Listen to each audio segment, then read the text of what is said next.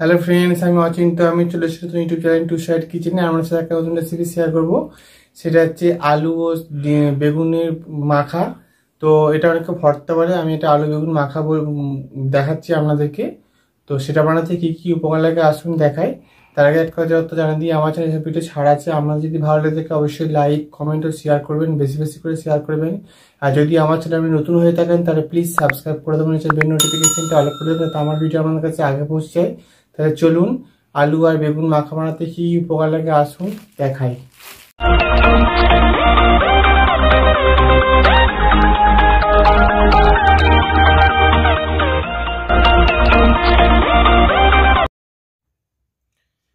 সেদ্ধ করে বেগুন আলু মাখা রেসিপিটা আমি বানাবো। তো সেটা বানাতে কি কি উপকার লাগে আসুন তাহলে দেখিয়ে দিই। এখানে আমি 3টে আলু নিয়ে নিয়েছি, ছাড়িয়ে মাঝারি সাইজের ছাড়িয়ে ধুয়ে নিয়েছি। এখানে ছোট মাঝারি সাইজের একটা বেগুন টুকরাদি করে একটু ফাড়ি করে নিয়েছি, দিয়ে ধুয়ে নিয়েছি। পরিমাণ মতো সর্ষের তেল নিয়েছি, ধনে পাতা নিয়েছি পরিমাণ মতো, পেঁয়াজ কুচি নিয়েছি একটা বড় সাইজের, 3টে শুকনো লঙ্কা নিয়েছি, লবণ নিয়েছি পরিমাণ মতো। চলুন তাহলে রেসিপিটা শুরু করি। গ্যাসটা জ্বেলে আমি বাটিটা বসিয়ে দিচ্ছি, এর মধ্যে 3টে আলু বেগুন দিয়ে দিয়েছি। এটা আমি সেদ্ধ করতে দেবো। এর মধ্যে এবার জল দিয়ে দেবো।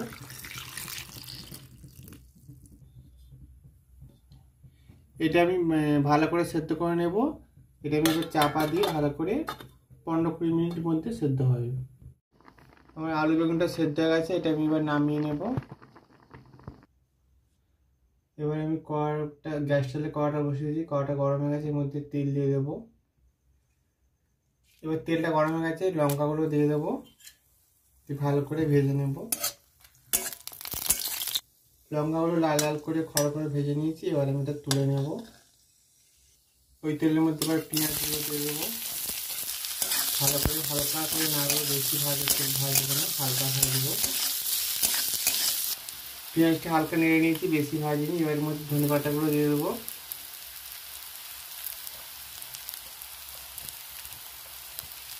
ভালো করে নেড়ে নেব। আমি আলু আর বেগুন সেদ্ধ করার সময় লবণ দিইনি, এখানে অল্প লবণ দিয়ে দেবো পেঁয়াজের উপরে, দিয়ে ভালো করে নেড়ে নামিয়ে নেব।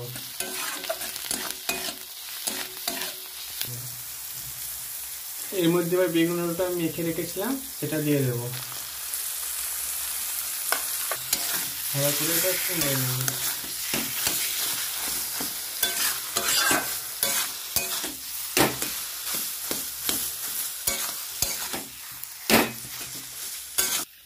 ভালো করে নিয়ে নিয়েছি। এবার আমি এর মধ্যে লঙ্কাটা ভেজে রেখেছিলাম, একটা গুঁড়ো করে নিয়েছি, এটা দিয়ে দেবো এর মধ্যে।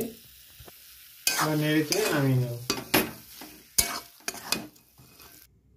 দেখুন আমার বেগুন আলু মাখা রেসিপিটা রেডি হয়ে গেছে।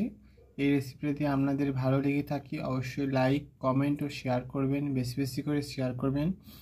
আর যদি আমার অবশ্যই প্লিজ সাবস্ক্রাইব করে দেবেন এবং আমাদের পাশে থাকবেন। চলুন তাহলে দেখা হচ্ছে নেক্সট ভিডিওতে।